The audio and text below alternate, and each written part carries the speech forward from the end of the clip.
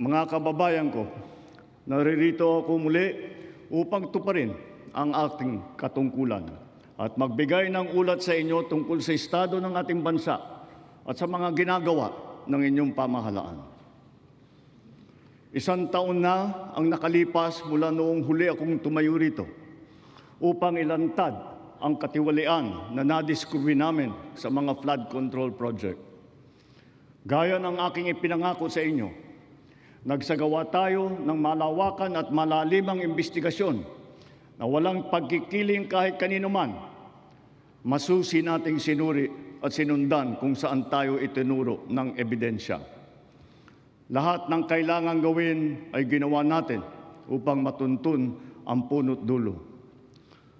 Mayroon ng mga unang nakasuhan at nakulong, mga kontratista, matataas na opisyal, pati na mga mambabatas.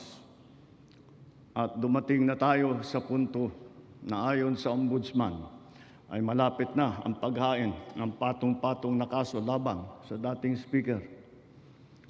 Masakit man sa akin ito, ngunit kailangan nating gawin ang tama. Hindi ako pangulo ng aking pamilya. Hindi ako pangulo ng aking kaibigan.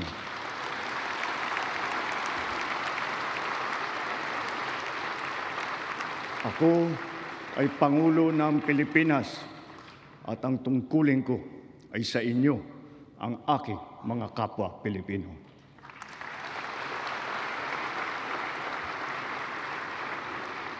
Kaakibat ng mga naisampang mga kaso tiniyak ng inyong pamahalaan na mababawi mula sa mga nagsabwatan ang nakuha nilang pera ng taong bayan. Gayon din, pinigilan natin ang paglabas ng pera ng bayan na ipambayad pa dapat sa mga depektibo, peke o guni-guning mga proyekto at mapupunta lamang sa mga bulsa ng mga tiwalaing kontraktor at opisyal. Halos 25 bilyong piso ang halaga ng nabawi, frozen at napreserbang mga pera at ari-arian ng mga akusado. Ang mahigit 800 milyong piso dito ay agad nating nabalik sa Treasury. Lahat ng mababawi mula sa mga sangkot na tiwali ay agad ibabalik sa kaban ng bayan. Ipinapaubayan na natin ang pag-uusig sa Ombudsman at sa ating mga pinalakas na National Prosecution Service. Nananalig din tayo sa makatarungang hatol ng hukuman.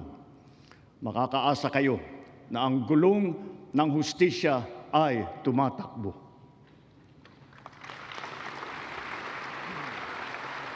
Sa kabila ng mga kaganapang ito, kailangan natin umusad tungo sa pagbabago.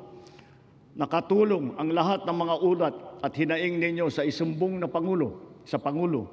Ang inyong pagbabantay at pakikialam sa pamahalaan ay ang susi sa paglaban sa katiwalian. Ang reforma sa DPWH ay nagsimula na. Nagpasok tayo ng mga bagong graduate kasama ang mga tuwid at maasahang mga job order at contract of service. Bukod sa mga flood control project, lahat ng mga proyekto ay sinuri at tiniyak na talagang kinakailangan at maayos mula sa plano, presyo hanggang pagpapatupad. Para walang overpricing, sinigurado natin na ang mga materyales ay ayon sa presyo sa merkado. Bantay sarado ang bawat proyekto at ang nakalaang pondo sa transparency portal, integrity chain at katuwang na ang mga civil society organization.